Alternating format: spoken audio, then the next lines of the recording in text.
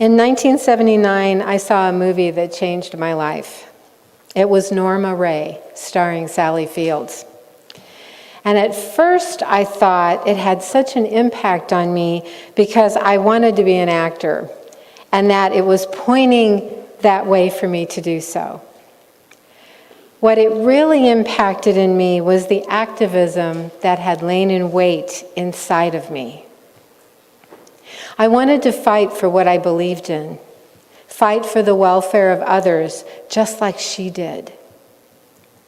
The scene where she stands on a work table holding a sign that she wrote out saying, "Union," in huge bold letters, until all the workers stop their mill machines, is indelibly marked in my mind. I can still see her rotating all around and standing on that table so that every worker could see and read her sign. She was then arrested and sent to jail. The textile workers voted later and actually unionized due to her actions. What happened in the movie before that is what I want to talk about today. Norma Ray is based on a true story. Crystal Lee Sutton was working in a textile mill in Roanoke Rapids, North Carolina, when union organizers began to approach the workers and educate them on becoming a union. She really did write a sign saying "Union" in huge letters and stand on a table, and the textile workers really did stop all of their machines. It's a powerful image of the force of unity, the power of the little guy against the corporate machine. It was inspiring, rejuvenating to me, motivating and galvanizing me into action. I wanted to go out and change the world. What my young eyes failed to see was what led up to that moment, and how exhausted and demoralized she had been before that momentous action. She gave up hours of being with her family and spent sleepless nights planning and organizing. She nearly wrecked her marriage and somewhat neglected her children. She was on a mission, but she had blinders on, and it exhausted her and drained her resources. Why do human beings do that? In this age of distractedness, multitasking, and jumping from one focus to another, we seem to want to do everything at once. The days of focusing on details, spending time in an organized way, seem to be fading away. We either try to do all things at once, or focus on one thing so deeply we neglect all other areas of our lives. We are hit every minute with hundreds of causes, vigils to attend, petitions to sign, injustices that need to be addressed. Everywhere we look, there seems to be a need. Something we need to do to stop inequality, to stop discrimination. It can be exhausting just examining all that needs attention. There is so much in the world to be fixed. There is so much need, we think to ourselves. So we go out and we vigil, we sign petitions, we join committees, we chair committees, we push ourselves to do everything we can because we see so much need. We see that here in this congregation. There are probably 20 people out of our 100 members that do 98% of the work that needs to be done. I know this because I watch them. I see their emails going back and forth. I see chairs not stepping down for fear that no one will step up to replace them. I see so much passion And yet I also see exhaustion, regret, hopelessness sometimes, and despair. If I don't do it, I know some people think, it won't get done. And it must get done. This church needs it to be done. We have a lot of caregivers in this community. I have seen you. You care deeply for one another, and that is an amazing foundation and structure in which to hold these members and friends. But what can break these bonds you have created is something that can easily destroy it. Sometimes we come to rely on a person to do that job, to fill that position, because they are just so good at it. We feel like, oh, so-and-so can do that. They did it last time, and didn't they do a great job? Do we put pressure on others unbeknownst to ourselves because we do have this great faith and trust in them? They can be relied upon. They have a trustworthy history, and they are honored that you asked. But what else is going on in their lives that we may not know about?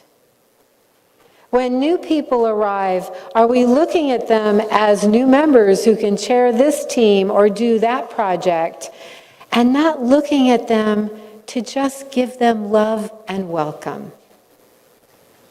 Are we so motivated, as Norma Ray was, to fix injustice, to gain equality for all, that we lose sight of what is healthy?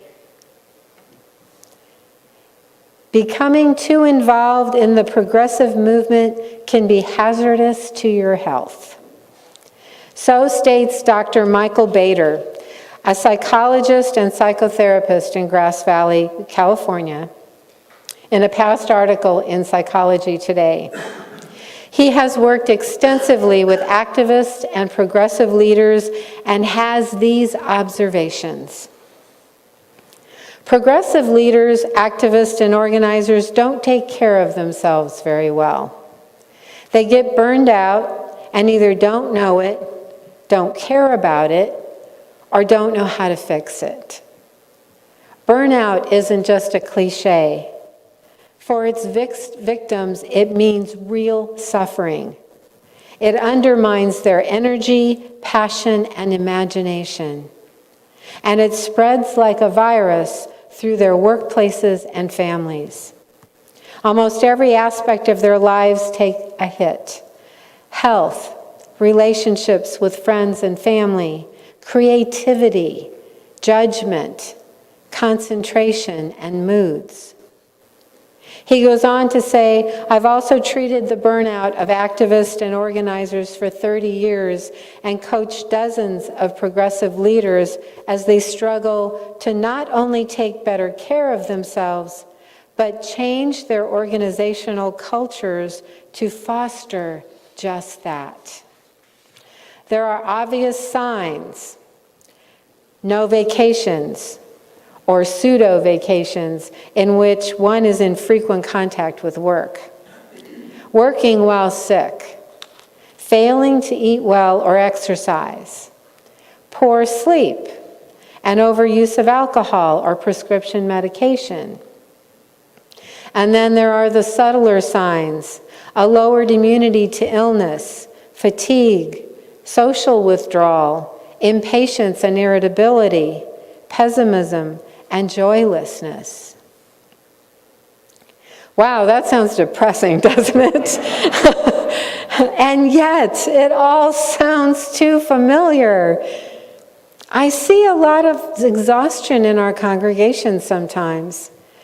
I know I am fairly new here and don't know all of you extremely well, but I see the fatigue in some of you.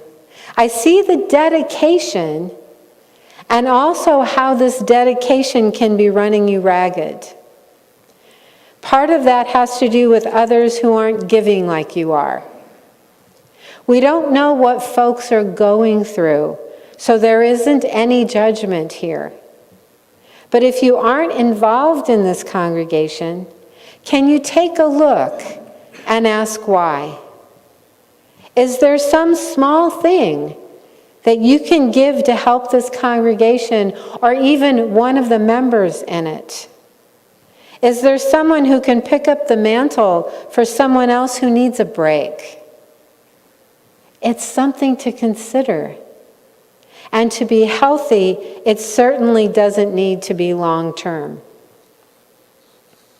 In the meantime, if we are feeling burned out, exhausted, overwhelmed with responsibilities, yet still passionate about our tasks at hand, what do we do to take care of ourselves? As a minister, I have been to webinars, workshops, and conferences that address just that. I'm not any good to you if I'm too tired to give you the pastoral care you need or the guidance you are looking for in times of need. And I have to say, I've come dangerously close sometimes to reaching that point.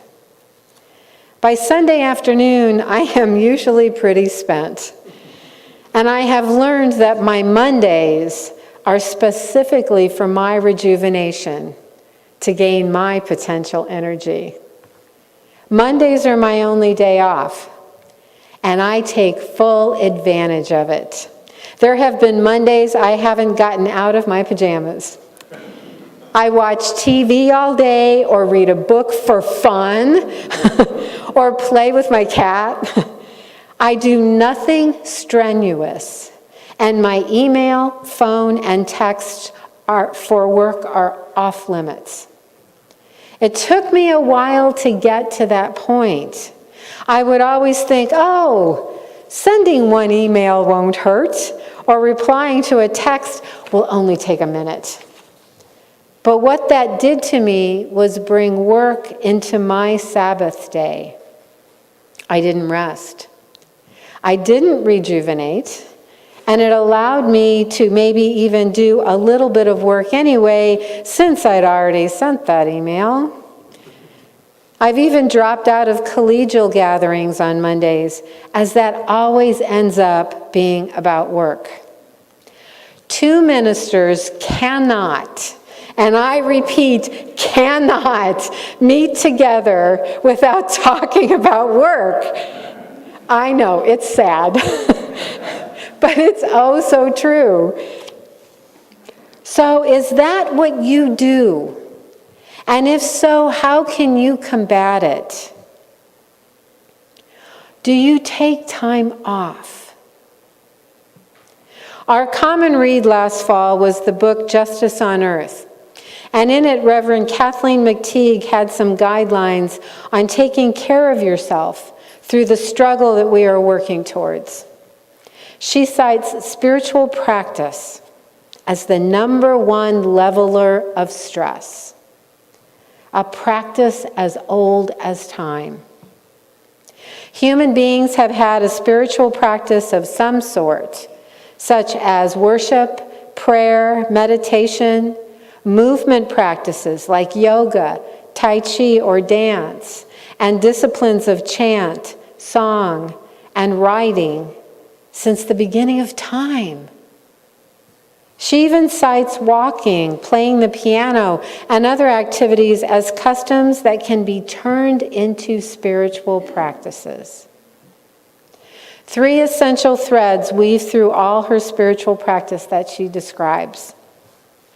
Number 1, intention is the deliberate engagement of our will in a practice that nurtures a sense of connection to something bigger than ourselves. Number 2, attention means we exist only in the present moment, quieting our minds to receive one moment at a time with openness, curiosity, and a willingness to be with what is. And number 3, repetition allows our centering activity to form part of the rhythm of our day, helping us to hone qualities like awareness, patience, and compassion. Spiritual practices ground us in something bigger than ourselves. Jewish theologian Abraham Joshua Heschel wrote, "Living is not a private affair of the individual. Living is what we do with God's time, what we do with God's world. However confused we might be about the notion of God," she says, "we are reminded that we ourselves alone are not God." Oh, I love that part. Even atheists have to admit they are not God. We are only human, and as humans, we have finite capacity for accomplishment in a finite amount of time. During this 5-minute meditation that we did earlier this morning, think about what came up for you. What was your intention as you stayed silent? Where was your attention in the silence? Were you able to relax, become contemplative? Were you anxious and thinking about so many other things that are not in the present moment?